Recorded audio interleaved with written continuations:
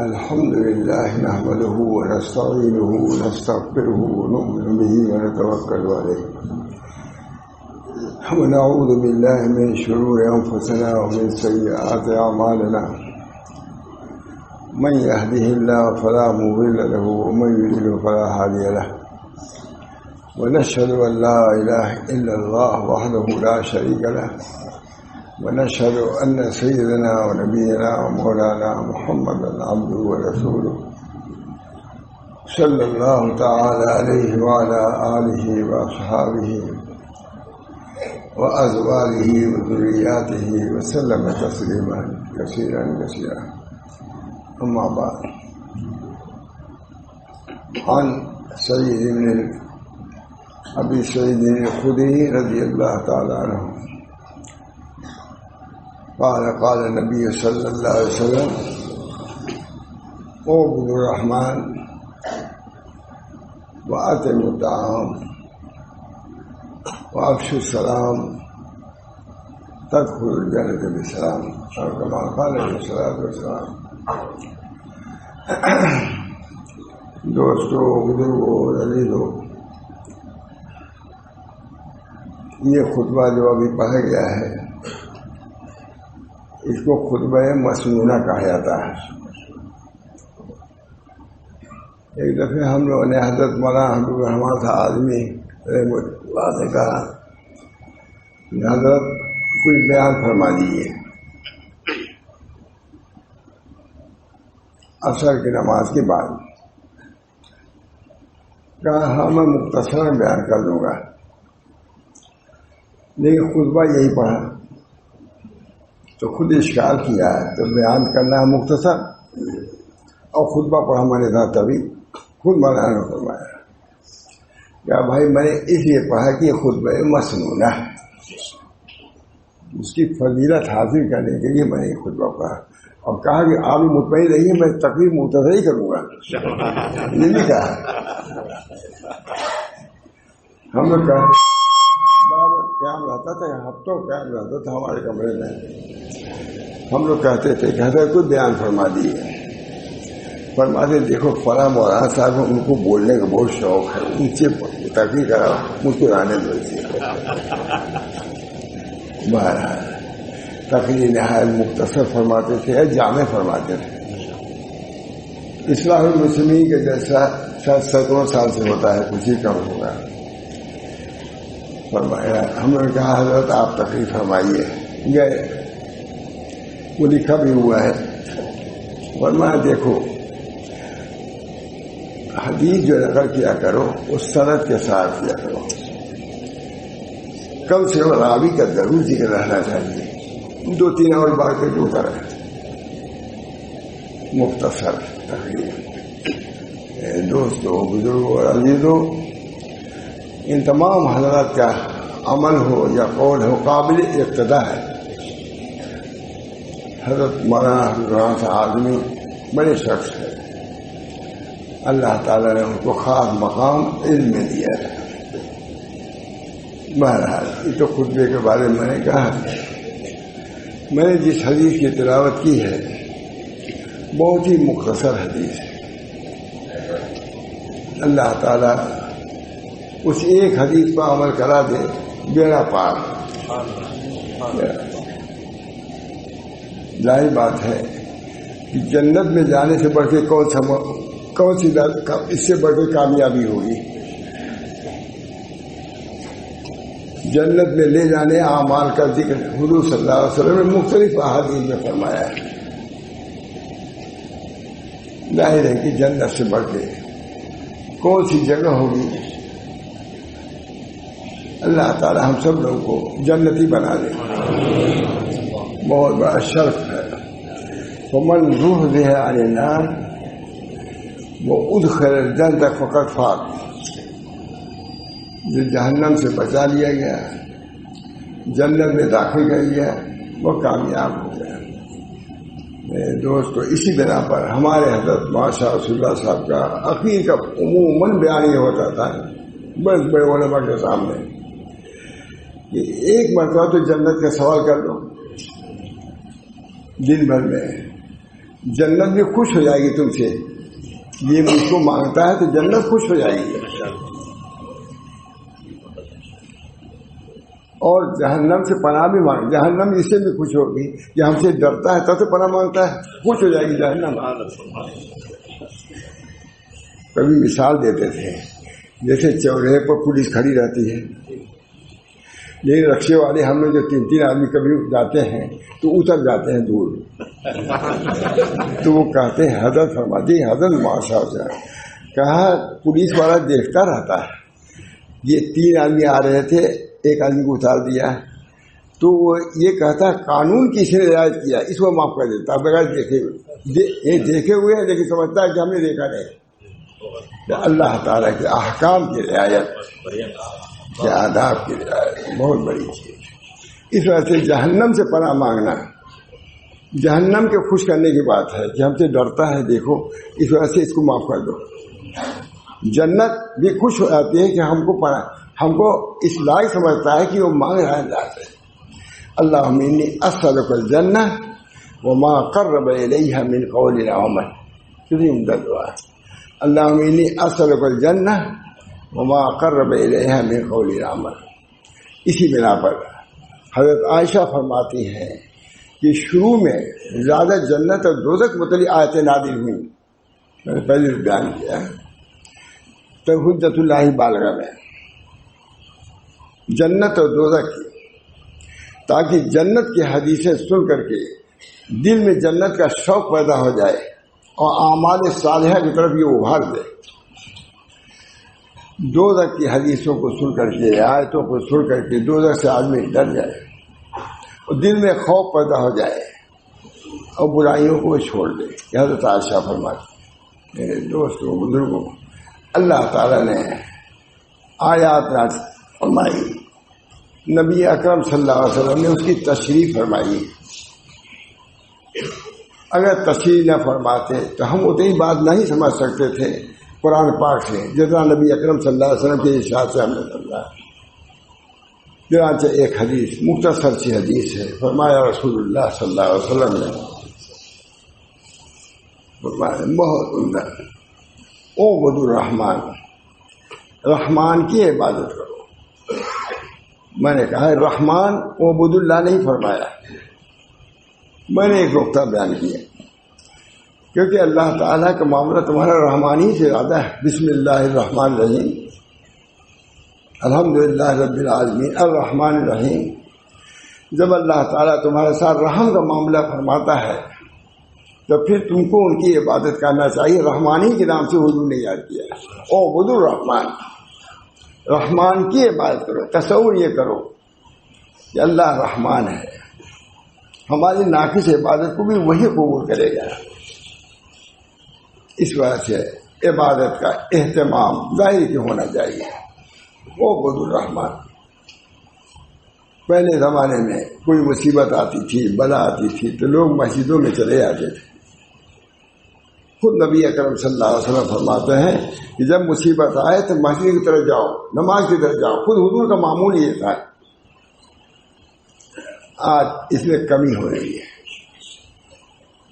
کیسی مصیبتیں آتی ہیں. ہمارے جوان غفلت میں ویسے ہی گھومتے رہتا ہے. پہلے جوان بھی مسجدوں میں آ جاتے تھے. اس بنا پر اعبد الرحمن, رحمان, کبھی اس کو چھوڑو نہیں. جب تم اللہ کے بندے ہو پھر عبادت سے بے اعتنائی کا مطلب ہی نہیں, کچھ نہیں. عبادت سے بے اعتنائی, عبادت اسے کہتے ہیں کہ بندہ ایسا کوئی عمل کرے جس سے اللہ راضی ہو جائے, یہ عبادت ہے. عبودیت اسے کہتے ہیں کہ اللہ کی طرف سے کوئی بلا آئی, مصیبت آئی, اس سے بندہ راضی ہو جائے, یہ عبودیت. عبدیت میں اور عبادت میں فرق ہے. عبادت کا تعلق اللہ کی طرف سے آتا ہے, بندہ راضی ہوتا ہے, یہ ہے عبدیت. اور اپنی طرف سے کوئی عمل کیا ہے تاکہ اللہ راضی ہو جائے, یہ عبادت ہے. عبدیت کا مقام عبادت سے بڑھا ہوا ہے. نبی اکرم صلی اللہ علیہ وسلم کو کہیں عابد نہیں کہا گیا, عبد کہا گیا ہے. اور عبد کا تعلق صرف دنیا سے نہیں, آخرت میں بھی ہے. عبادت کا تعلق صرف یہیں سے آتا ہے. حدیث ہے نبی اکرم صلی اللہ علیہ وسلم کی کہ مومنین محبت کے اعتبار سے زائد ہے، اشد ہے. کافر بھی وہاں دعویٰ کریں گے کہ ہم بھی ہیں، محبت کے اعتبار سے ہم تم سے زیادہ ہیں. وہ دعویٰ جھوٹ کی عادت ہے دنیا میں، تو وہاں بھی جھوٹ ہی کریں گے، جھوٹے ہوتے ہیں. میں نے کہا کینیڈا میں گیا تھا، میں نے کہا دیکھو ہم یہ بات کہہ رہے ہیں، ملک نقیز کو جمع کر رہے ہیں، لیکن وہ صحیح جمع کر رہے ہیں، لیکن بہت سے ایسے بھی ہو سکتے ہیں کہ غلط جمع کریں. ہم کچھ کر رہے ہیں دوسرا کچھ کرے، یہ ہو سکتا ہے. بہت کچھ عبداللہ کاپوری صاحب موجود تھے وہاں سامنے. اللہ تعالیٰ تو جمع تو ہو رہا ہے. اللہ تعالیٰ ہم سب لوگوں کو ایسی باتیں کہنے کی توفیق عطا فرمائے جو اللہ کے مرضی کے مطابق ہو. تو وہاں وہ دعویٰ کریں گے کہ ہم اشد حبا للہ، انا نحن اشد حبا للہ، یہی ہے حبا للہ. ہم مومنین سے اللہ تعالیٰ فرمائیں گے کہ یہ لوگ دعویٰ کر رہے ہیں کہ سب سے زیادہ محبت ہم کو تھی. پھر یہ اللہ تعالیٰ امتحان لے گا، وہاں بھی امتحان ایک ہوگا. یہ کہا اگر تم ہماری محبت میں اشد ہو تو جہنم میں کود جاؤ. عادت رہے اطاعت کی تب تو کرے، عادت ہی نہیں کودیں گے. پھر مومنین سے اللہ تعالیٰ تفسیر مظہری میں روایت، پھر مومنین سے اللہ تعالیٰ فرمائیں گے، یہ سب حضرت سے سنا ہوا ہے. مومنین سے اللہ تعالیٰ فرمائیں گے کہ اگر تم لوگ ہماری محبت میں سچے ہو، اشد ہو تو کود جاؤ. مومن جہنم میں کود جائیں گے.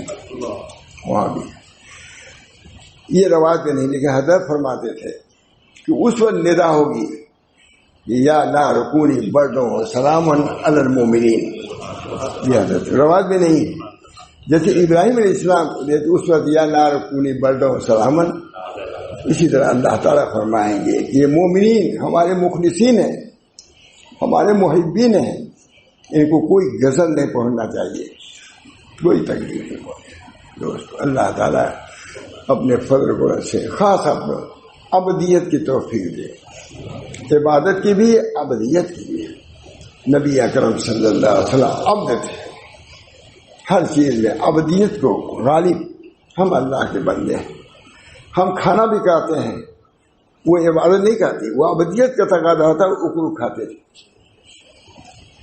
ابدیت کا تقاضا ہے کہ اللہ ہم اس لائق نہیں ہیں، ہم کھا رہے ہیں. ابدیت کی شان غالب تھی نبی اکرم صلی اللہ علیہ وسلم پر. اور ایسی ابدیت تھی کہ علامہ شارانی فرماتے ہیں کہ نبی اکرم صلی اللہ علیہ وسلم کی نبوت کا رفعت کا تو کچھ اندازہ ہوتا ہے، لیکن ابدیت کا اندازہ نہیں ہوتا کس درجے پہ تھے ابدیت کے. فنا کیا ہے انا عبد کا. نبی صلی اللہ علیہ وسلم فرماتے ہیں میں اللہ میں آپ کا بندہ ہوں اور آپ کے بندے کا لڑکا ہوں، آپ کے بندی کا لڑکا ہوں. اے اللہ یہ ہاتھ اور پیر میرے نہیں ہیں، لم تملکنا منہا شیئا، آپ نے کسی چیز کا مالک ہم کو نہیں بنایا ہے.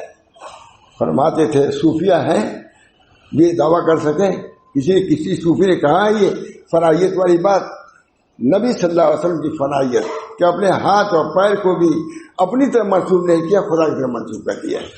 کہا کوئی صوفی ایسا نہیں جو اس مقام پہ پہنچا ہو.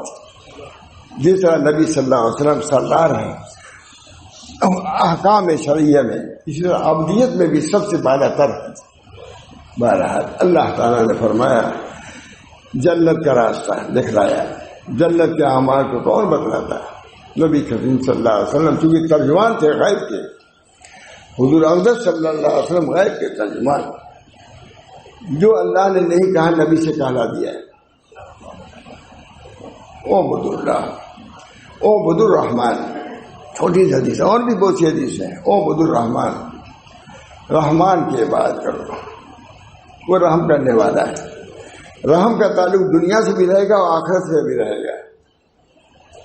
بساط کے ساتھ وہاں رحمت، دیر پر رحمت، یہاں بھی رحمت. فرق کیا علماء نے اس بنا پر جب اللہ رحمان ہے تو اس کی عبادت کرو. اعبد الرحمن، رحمان کی عبادت کرو. میں نے یہ کہا کہ اس کی عادت اپنے بچوں کو ڈالنا چاہیے. عبادتی تو ہے، 7 سال کے بعد عبادت نماز کا حکم کرو، 10 سال کے بعد ان کو نماز کا پر مارو، یہ عبادتی تو ہے. اپنے بچوں کو عبادت کی عادت ڈالنا چاہیے، تم کو اس کا ثواب ملے گا. تم ولی ہو، بچہ کو تو معاف ہو جائے گا لیکن تم پکڑے جاؤ گے کہ تم نے تربیت کا خیال نہیں کیا. تربیت بہت بڑی چیز ہے. نبی صلی اللہ علیہ وسلم نے تربیت کا حکم دیا ہے. بچہ گنہگار نہیں ہوگا لیکن تم گنہگار ہو گئے، اپنے ولایت کا تمہیں حق ادا نہیں کیا. اللہ تعالیٰ ہم سب کو تو بڑی کوتاہیاں ہیں. اعملوا بطاعت اللہ واتقوا معاصی اللہ ومروا اولادکم بامتثال الاوامر واجتناب النواہی ذلک وقائد لهم لکم من النار. ایک شامی عالم لکھ رہا ہے اعملوا بطاعت اللہ، اللہ کے طاعت پر خود عمل کرو. واتقوا معاصی اللہ، اللہ کے معاصی سے بچو. شکایت سے معاصی تو ہے، اللہ سب سے بڑا تو غفلت ہے، ام الامراض معاصی تو ہے. اعملوا بطاعت اللہ واتقوا معاصی اللہ ومروا اولادکم بامتثال الاوامر واجتناب النواہی. اپنے بچوں کو بھی اس کا حکم کرو، معاصی سے بچنے کا حکم کرو، طاعت کے کرنے کا حکم کرو. یہ تمہارے لیے اور تمہارے بچوں کے لیے جہنم سے بچاؤ کی صورت ہے. پوری شرح ہوگی قرآن پاک کے. اعملوا بطاعت اللہ واتقوا معاصی اللہ ومروا اولادکم بامتثال الاوامر واجتناب النواہی ذلک وقائد لهم لکم من النار. اللہ ہم سب لوگوں کو ان حدیثوں پر عمل کرنے کی توفیق عطا. فرمایا رسول اللہ صلی اللہ علیہ وسلم نے اعبدوا الرحمن. دوسرا کیا ہے عمل، کیا ہے وَأَطْعِمُوا الطَّعَامَ. عبادت میں کوتاہی ہو، اطعام سے اس کو پوری کرو، یہ اشارہ ہے.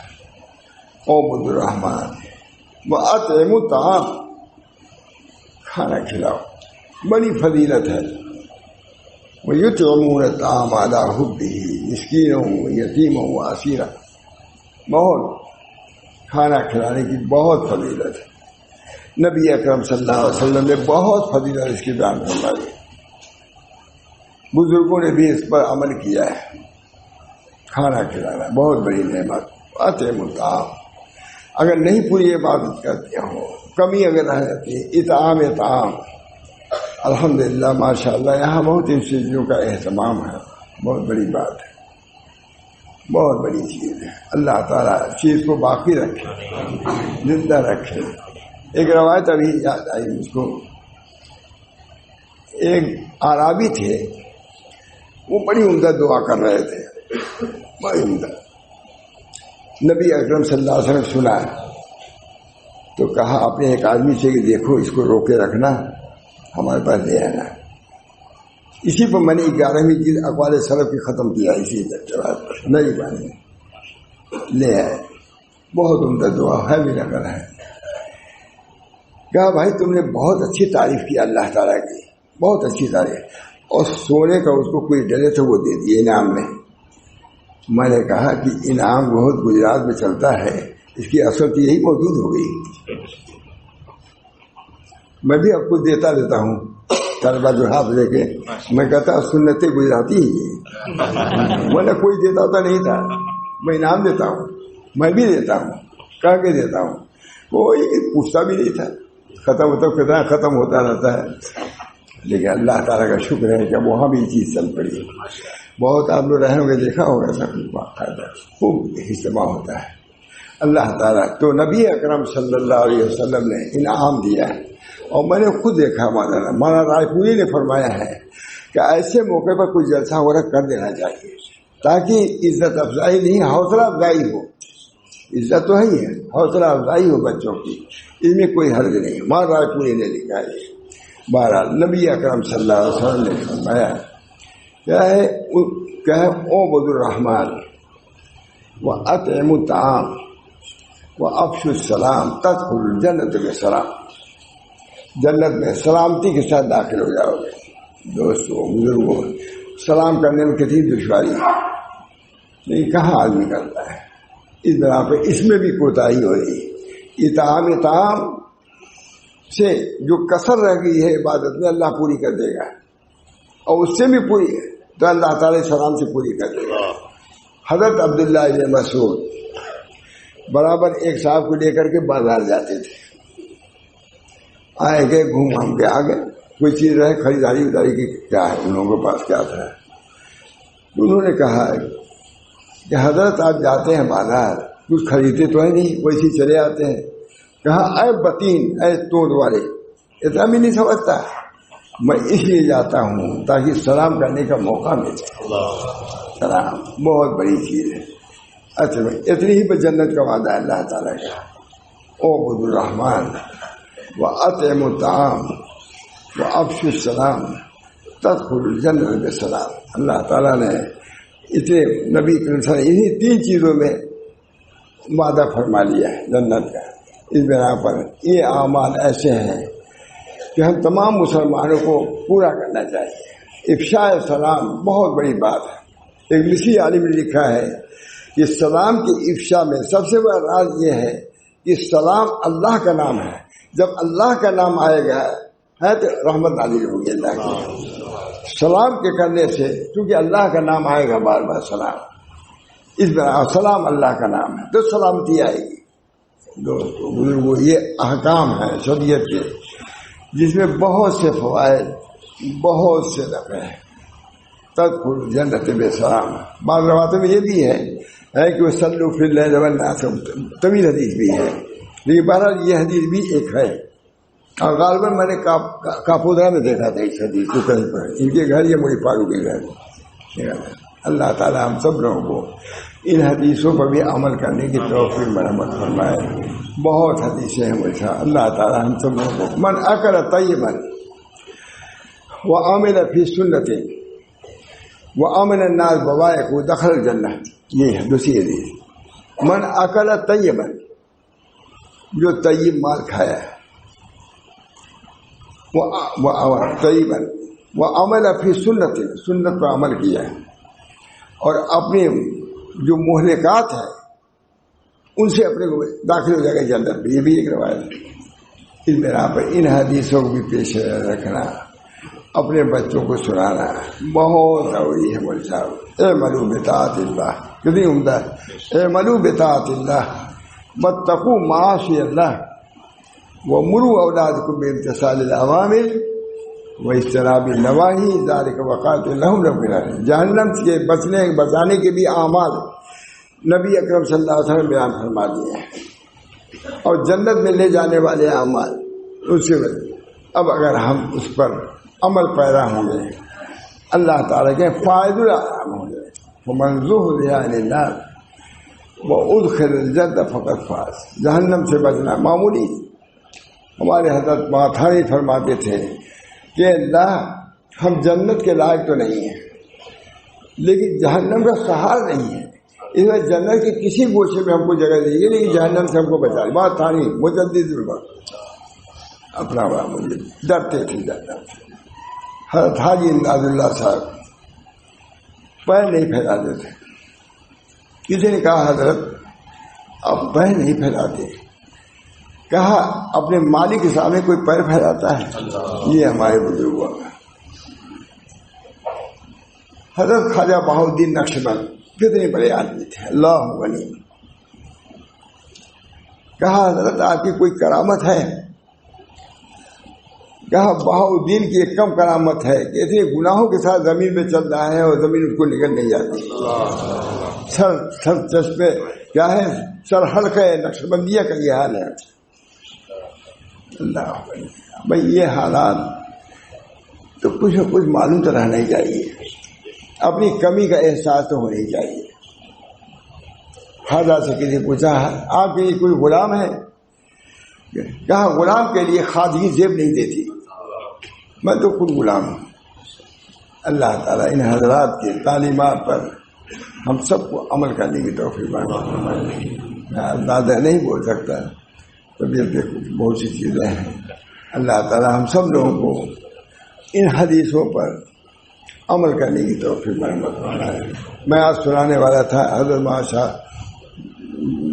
تھانوی کی چیزیں، لیکن اس وقت سنانے ہوئے انشاءاللہ بہت سب ہو بھی چکا ہے، دیر بھی ہے، لیکن اس حدیث کو میں نے سنانا چاہا، اعبد الرحمن واطعم الطعام وافشوا السلام تدخل الجنۃ بسلام۔ اطعام طعام کی بڑی فضیلت ہے، اسے افشاء سلام کی بڑی فضیلت ہے۔ اللہ تعالی ہم سب لوگوں کو ان سنتوں پر عمل کرنے کی توفیق دے۔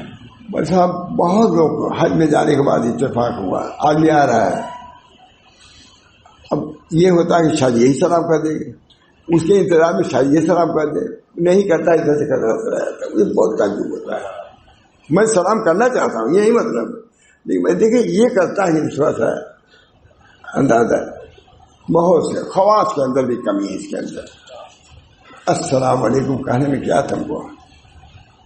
نبی صلی اللہ علیہ وسلم کو اس میں آیا ہے کہ کوئی پردہ تبھی سلام کرتے تھے ادھر سے ادھر، السلام علیکم معمول کر دیا، گھر میں جاؤ السلام علیکم کہہ دو، گویا کہ تم نے معمول کر دیا گھر والوں سے کہ باہر سے کسی مصیبت میں نہیں آ رہا ہے، اگر مصیبت میں آتا تو السلام علیکم نہ کہتا، ادھر پہ ہوتا ہے۔ یہ آداب ہے، آداب المعاشرت۔ حضرت تھانوی نے لکھا ہے کہ خانقاہوں میں کوئی تھوڑا سا اخلاق کا تو خیال ہے، صاحب صاحب وہی لکھ سکتے، کوئی لکھ نہیں سکتا۔ خانقاہوں میں کچھ اخلاق کا تو خیال ہے، لیکن آداب کا مشاہد کے اندر بھی خیال نہیں ہے۔ کنڈی کھڑکائے ڈھنگ ہی نہیں ہے، بجلی جو آتے ہیں اس کا تو ڈھنگ ہی نہیں ہے۔ حضور صلی اللہ علیہ وسلم دھیرے دھیرے کرتے تھے، اور یہاں بڑے سے بڑا پیر ایسی سوچ رہیں گے کہ مرنے میں بھی گھبرا جائے گا وہ آدمی۔ تجربہ، یہ آداب المعاشرت حضرت تھانوی نے کہا، آداب المعاشرت مشائخ کے اندر بھی کم ہے، وہ وہی کر سکتے ہیں، دیکھ لیجیے اس میں آداب المعاشرت۔ بہرحال میں دوستوں بزرگوں، یہ آداب ہیں رسول اللہ صلی اللہ علیہ وسلم جس کے بارے میں خود فرمایا نبی اکرم صلی اللہ علیہ وسلم نے، ادبنی ربی فاحسن تعدیبی، میرے رب نے مجھ کو ادب سکھایا ہے تو میرا ادب اچھا ہو جائے۔ ادب بہت بڑی چیز ہے۔ ایک بزرگ تھے، ایک عالم تھے، وہ اپنے مشائخ کہہ رہے 10 سال رہے اور کہا 1 سال میں نے علم سیکھا اور 9 سال ادب سیکھا۔ یہ ہے بہت بڑے عالم کا ہے، 9 سال ادب سیکھا، 1 سال ادب۔ چائے جاتے تھے، کبھی دروازے کھٹکھٹاتے رہتے، بیٹھے رہتے تھے، شیخ جب نکلتا تھا معلوم ہوتا ہے کہ شیخ۔ اللہ تعالی ہم سب لوگوں کو آداب شریعت، آداب معاشرت پر عمل کرنے کی توفیق دے۔ نبی اکرم صلی اللہ علیہ وسلم اسی لیے تشریف لائے تھے تاکہ رہنے سہنے کا ادب سکھائے، ماں باپ کے ساتھ کیسے رہنا ہے، عوام کے ساتھ کیسے رہنا ہے، علماء کے ساتھ کیسے رہنا ہے، باہم کیسے رہنا ہے، میاں بیوی کے ساتھ کیسے رہنا ہے، کچھ نہیں، بیوی کے ساتھ، بچوں کے ساتھ، سب کے ساتھ ادب کا لحاظ لازم ہے، الفت نہ ہو۔ فرماتے تھے ہمارے حضرت کہ اگر اپنے لڑکے کے ساتھ بھی شریعت کے خلاف کرو گے تو گرفت ہوگی، یہ نہیں کہ جو چاہو کہو، بلکہ تم کو ادب کا لحاظ، سنت نبویہ کا خیال لازم اور ضروری ہے۔ اللہ تعالی ہم سب لوگ کو اس کی توفیق دے۔ وآخر دعوانا، آج چونکہ بہت سے لوگ ہیں، میں نے مختصر بیان کیا اور سادہ بیان کیا، کتاب تو لے آئے تھے، بہت اہم کتاب ہے، پتہ مست ہو جاتے آپ لوگ، وہاں تھانوی کی عبارت ہے، تھوڑا سا سنا دو، تھوڑا سا یہ تھوڑا سا کوئی حرج نہیں ہے، مجھے بہت وزن ہے اس پر، میں اس سالوں سے دیکھ رہا ہوں اس کو۔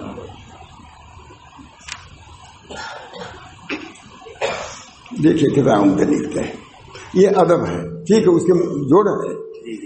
ایک روز حضور نور ممدوح ذکر دامت ذلہم، حضرت تھانوی لکھ رہے ہیں، کس کو؟ حضرت تھانوی صاحب مجھے لکھ رہے ہیں۔ ایک روز حضور پر نور ممدوح ذکر دامت ذلہم، کہ کوئی لکھتا ہے اپنے شیخ کو؟ کوئی نہیں لکھتا، جو حضرت تھانوی لکھا ہے۔ ایک روز حضور پر نور ممدوح ذکر دامت ذلہم کہ محفل قدس و مجلس انس میں یہ منبع فیوز و انوار معدن ہے، برکات و اسرار ہے. مجلس کے بارے میں کہہ رہے ہیں دامت ذلہم کی محفل قدس و مجلس انس میں کہ منبع فیوز و انوار و معدن برکات و اسرار ہے. من جملہ افادات اس مضمون کا بھی تذکرہ ہوا. اتنے بات کیا ہوا؟ اندازہ کے مقبولان الہی مظہر اتم میں صفات رحمت کے ہوتے ہیں. حضرت ممدوح دامت ذلہم کو براہ شفقت و دل سوزی خیال ہوا کہ ان غریقان بحر غفرت کو ساحل ہدایت پر لانے کی کوئی صورت نکالی جائے. حضرت تھانوی لکھ رہے ہیں کہ ہمارے شیخ کے ذمن میں آیا کہ ان گمراہوں کو کسی طریقے سے ہدایت پر لایا جائے. اچھے انداز سے لکھے. حضور ممدوح دامت ذلہم کو براہ شفقت و دل سوزی شیخ کے بارے میں لکھ رہے ہیں. خیال ہوا کہ ان غریقان بحر غفرت کو ساحل ہدایت پر لانے کی کوئی صورت نکالی جائے. مکہ میں گمراہ ہو رہے ہیں لوگ، ذہن میں آئے کہ ان کو ہدایت پر لایا جائے، گمراہی سے نکالا جائے. اچھے الفاظ ہیں، مجھے مزہ آتا ہے اس پر بہت. ارشاد فرمایا کہ کتاب تنویر فی اسقاط تدبیر تصریف حجت اللہ ابن عطا صاحب خود سرہ اس مباحث میں خوب ہے. حضرت تھانوی نے کہا یہ کتاب کا نام یہ ہے، یہ التنویر فی اسقاط تدبیر، تقدیر کے بارے میں. اس سے عمدہ کوئی کتاب اب تک نہیں لکھی گئی. اس کو پڑھنا چاہیے، بلکہ کسی سے پڑھنا چاہیے بلکہ کسی سے پڑھنا چاہیے جس کا ہر مضمون مدلل بدلائل عقلیہ و نقلیہ و کشفیہ ہونے کے سبب سے مقبول و مرغوب ہے. اگر اردو زبان میں اس کا ترجمہ ہو جائے تو نفع اس کا عام و فیض اس کا تام ہو. حضرت عائشہ نے کہا تھانوی سے. اور عجب نہیں کہ مدعیان مذکور بھی بشرط فہم و انصاف و ترک تعصب و احتساب راہ راست پا جائیں. جو متکبر لوگ ہیں، جو متعصب لوگ ہیں، وہ راہ راست پا جائیں. حضرت ورنہ اور سادے مسلمان اس سے اعتقاد فاسد اور خیال کاسی سے محفوظ رہیں گے. کم سے کم جو سادے لوگ ہیں وہ تو سمجھیں گے، اس کو مانیں گے اور کسی کے دام میں نہ پھنسیں گے. اور نیز اس سے طلبہ کو علم، یہ سنانا ہے، نیز سے طلبہ کو علم اور علماء کو عمل. طلبہ کو علم، عمل، اور عابدوں کو معرفت، اور عارفوں کو حال، اور اہل حال کو مقام، اور اہل مقام کو کمال، اور اہل کمال کو دولت بے زوال نصیب ہوگی. یہ عبارت پھر بات تھانوی کی عبارت ہے، ادب کی عبارت ہے، یہ ادب کی عبارت. ورنہ سادے مسلمان تو اس سے اعتقاد فاسد اور خیال کاسی سے محفوظ رہیں گے. فاسد اور کاسد، اور کسی کے دام میں نہ پھنسیں گے. اور نیز اس سے طلبہ کو علم، طلبہ بھی موجود ہے نا، اس کتاب پڑھنے سے علم حاصل ہوگا. اور جو بڑے لوگ ہیں یہ نہ سمجھیں کہ ہم کو ضرورت نہیں اس کتاب کی. طلبہ کو علم اور علماء کو عمل اور عابدوں کو معرفت. عابد کو سمجھتے ہیں بھائی عبادت کافی ہے، معرفت نہیں، معلوم کہاں ڈوب جاؤ گے. معرفت آتے کرو. اور عابدوں کو معرفت، اور عارفوں کا حال، اور اہل حال کو مقام، اور اہل مقام کو کمال، اور اہل کمال کو دولت بے زوال نصیب ہوگی. یہ کتاب ایسی ہے. اور اس نادان، اب حضرت تھانوی اپنے متعلق لکھ رہے ہیں، وہ حضرت تھانوی صاحب متعلق اپنے. اور اس نادان ناکارہ کو جو خاص واسطے استفادے معانی و برکات کے حضور میں ہند سے چند ماہ کا آیا ہوا تھا. استفادہ یہ ناکارہ اپنے استفادے کے لیے، اپنی اصلاح کے لیے ہندوستان سے آیا ہوا تھا. استفادے معانی و برکات کے حضور میں ہند سے چند ماہ کا آیا ہوا تھا. اور اس وقت حاضر محفل فیض منزل تھا. یہ خانقاہ خانقاہوں کا نہیں کہا، فیض منزل. ترجمے کے لیے فرمان. اب اس کے بعد وہ تشریف لائے اور میں وہاں حاضر تھا تو کیا فرمایا؟ ترجمے کے لیے فرمان ہوا کہ اشرف علی اس کا ترجمہ کر دو. یہ کتاب ہے. جس پر میں باوجود اپنی نااہلیت کے امتثال للامر مستعد بدل و جان ہو گیا ہے۔ عبارت روزانہ تھوڑا تھوڑا لکھتا اور حضور میں سنا دیتا ہے حضرت کی خدمت میں، یہاں تک کہ بہت تھوڑی مدت میں بحمد اللہ اتمام پہ پہنچا اور اکثیر پھر اثباتی تقدیر نام رکھا۔ میری بد استعدادی وہ کاہلی پر اس امر کا سر انجام ہوا، باوجود بد استعداد یہ صرف محض حضور دامت ذلہم کا فیضان تھا، لیکن اپنی کوئی استعداد نہیں۔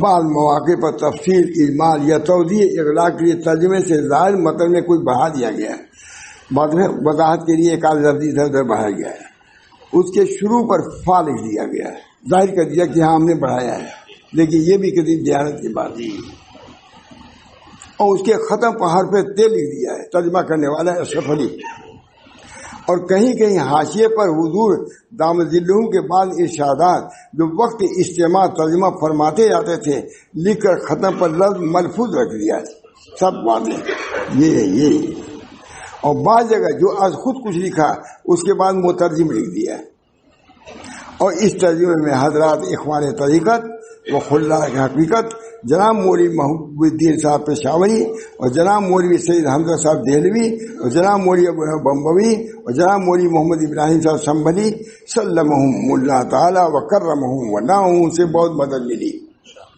صاف کہہ دیا کہ ترجمے میں ان حضرات سے مدد ملی، خصوص جناب مولوی سید حمزہ صاحب سے جزاہم اللہ احسن جزا، بہت عمدہ آگے ہے۔ اللہ تعالی ہم سب لوگوں کو اس کتاب کے برکات سے مستفید فرمائے، اور تقریر پر پوری حاصل بحث کیا ہے، پڑھنے لائق کتاب ہے۔ اللہ ہم سب کو ایسی کتابوں سے اور ایسے مضامین سے مستفید فرمائے اور ہمارا حال بنائے، ان حضرات کے علوم کے مطابق ہمارا حال بنائے۔ خانقاہوں کا وجود اسی لیے ہے تاکہ بہت سے صاحب حال ہیں، ان کے حال سے اپنا حال بھی درست ہو جائے۔ بہت سے بلب ہیں، بلب کی روشنی سے منور ہوتا ہے، خانقاہ میں اسی لیے ہے کہ کسی کا نور اگر کم ہے تو دوسرے کے نور سے اس کی تلافی ہو جائے۔ نور اجتماع سے ہے، اجتماع اسی لیے ہے تاکہ ایک دوسرے سے استنارہ یعنی نور کو حاصل کیا جائے۔ اللہ ہم سب لوگوں کو یہ سب مانے کس سے کیا پہنچے، ان سے پہلے ہم سے پہنچے، کچھ نہیں پہنچا، کون کس درجے کا کچھ نہیں سمجھ سکتا ہے۔ بہت سے لوگ خانقاہوں میں رہتے ہیں، بہت سے صاحب حال ہوتے ہیں،